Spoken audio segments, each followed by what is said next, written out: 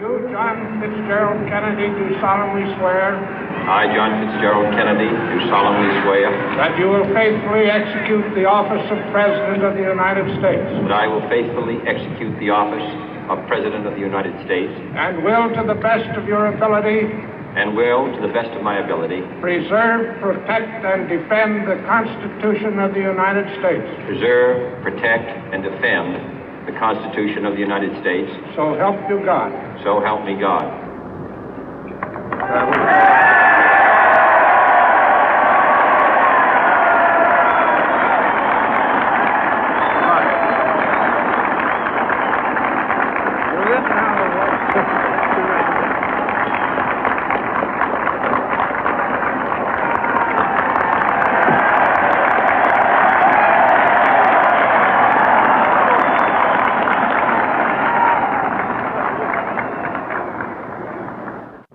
Vice President Johnson, Mr. Speaker, Mr. Chief Justice, President Eisenhower, Vice President Nixon, President Truman, Reverend clergy, fellow citizens.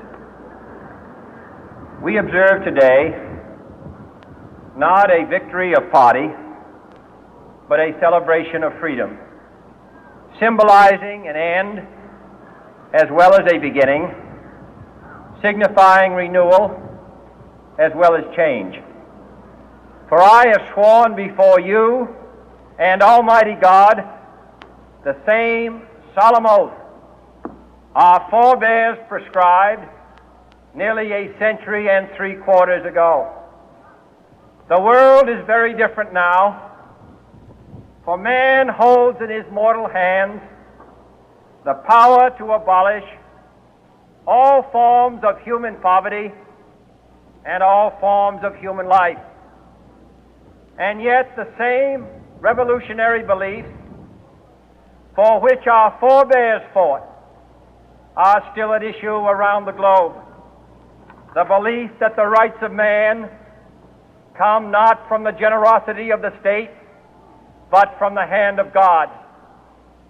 We dare not forget today that we are the heirs of that first revolution.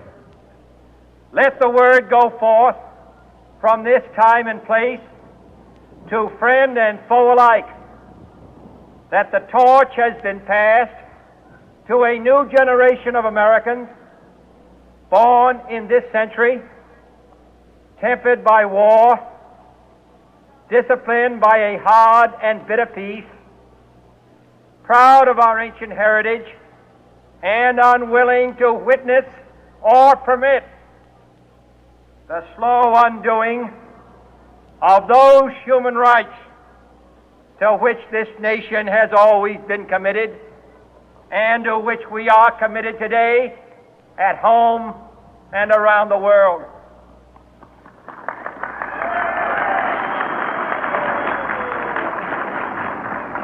Let every nation know, whether it wishes us well or ill, that we shall pay any price, bear any burden, meet any hardship, support any friend, oppose any foe to assure the survival and the success of liberty.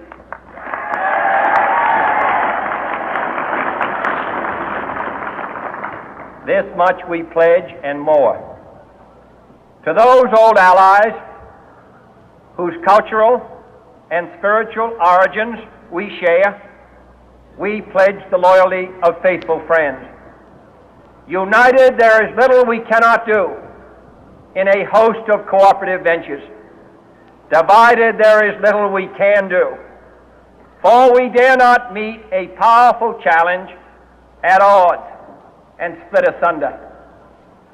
To those new states whom we welcome to the ranks of the free, we pledge our word that one form of colonial control shall not have passed away, merely to be replaced by a far more iron tyranny. We shall not always expect to find them supporting our view, but we shall always hope to find them strongly supporting their own freedom, and to remember that in the past, those who foolishly sought power by riding the back of the tiger ended up inside.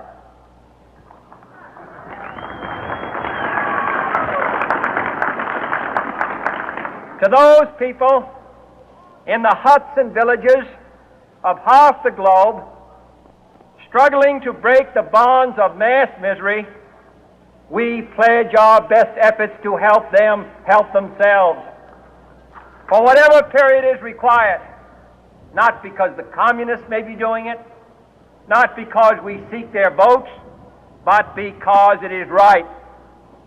If a free society cannot help the many who are poor, it cannot save the few who are rich.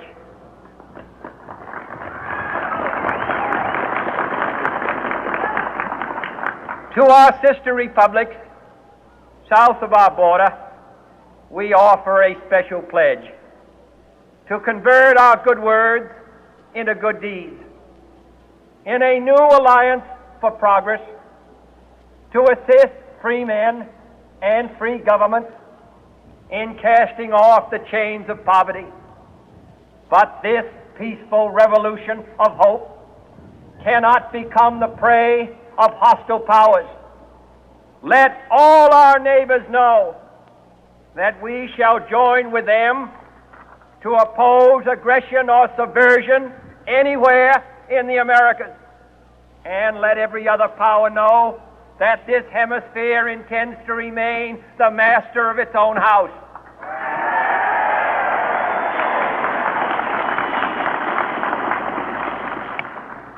To that World Assembly of Sovereign States, the United Nations, our last best hope, in an age where the instruments of war have far outpaced the instruments of peace, we renew our pledge of support to prevent it from becoming merely a forum for invective, to strengthen its shield of the new and the weak, and to enlarge the area in which its writ may run. Finally, to those nations who would make themselves our adversary, we offer not a pledge, but a request that both sides begin anew the quest for peace.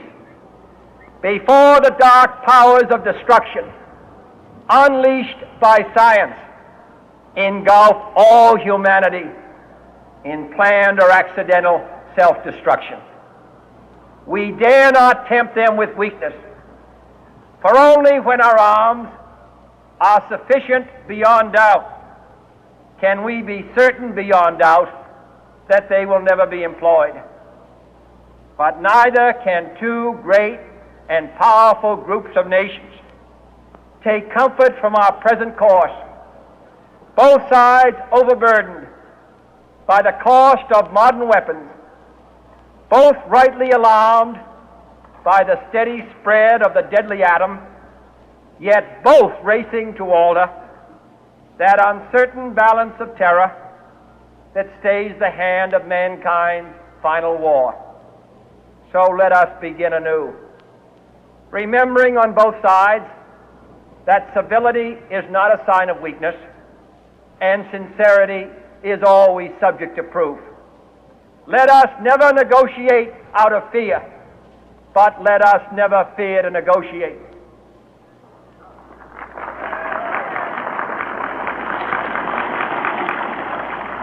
Let both sides explore what problems unite us, instead of belaboring those problems which divide us.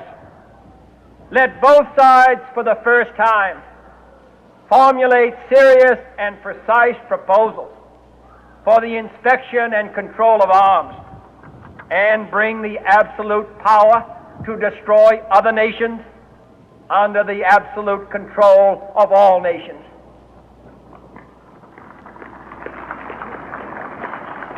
Let both sides seek to invoke the wonders of science instead of its terrors. Together, let us explore the stars, conquer the deserts, eradicate disease, tap the ocean depth, and encourage the arts and commerce. Let both sides unite to heed in all corners of the earth the command of Isaiah to undo the heavy burden and let the oppressed go free.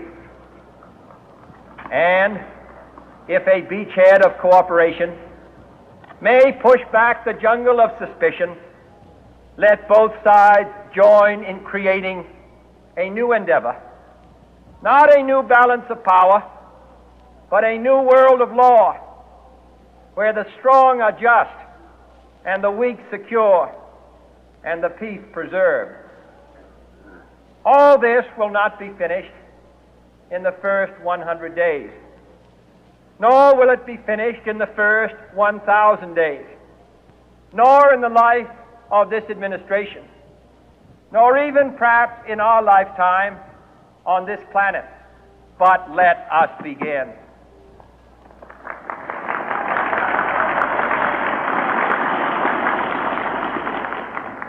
In your hands, my fellow citizens, more than mine, will rest the final success or failure of our course. Since this country was founded, each generation of Americans has been summoned to give testimony to its national loyalty. The graves of young Americans who answered the call to service surround the globe. Now the trumpet summons us again, not as a call to bear arms, though arms we need, not as a call to battle, though in battle we are, but a call to bear the burden of a long twilight struggle, year in and year out, rejoicing in hope, patient in tribulation, a struggle against the common enemies of man, tyranny, poverty, disease, and war itself. Can we forge against these enemies a grand and global alliance, north and south, east and west, that can assure a more fruitful life for all mankind? Will you join in that historic effort?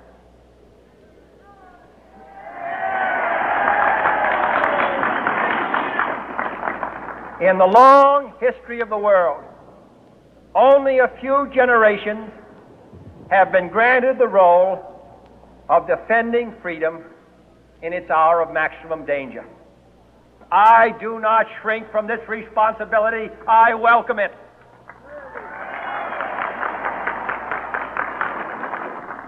I do not believe that any of us would exchange places with any other people or any other generation. The energy, the faith, the devotion which we bring to this endeavor will light our country and all who serve it. And the glow from that fire can truly light the world. And so, my fellow Americans, ask not what your country can do for you. Ask what you can do for your country.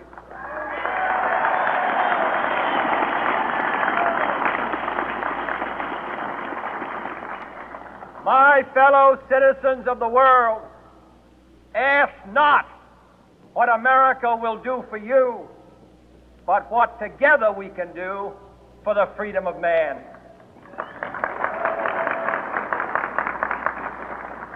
Finally, whether you are citizens of America or citizens of the world, ask of us here the same high standards of strength and sacrifice which we ask of you. With a good conscience, our only sure reward, with history the final judge of our deeds, let us go forth to lead the land we love, asking His blessing and His help, but knowing that here on earth God's work must truly be our own.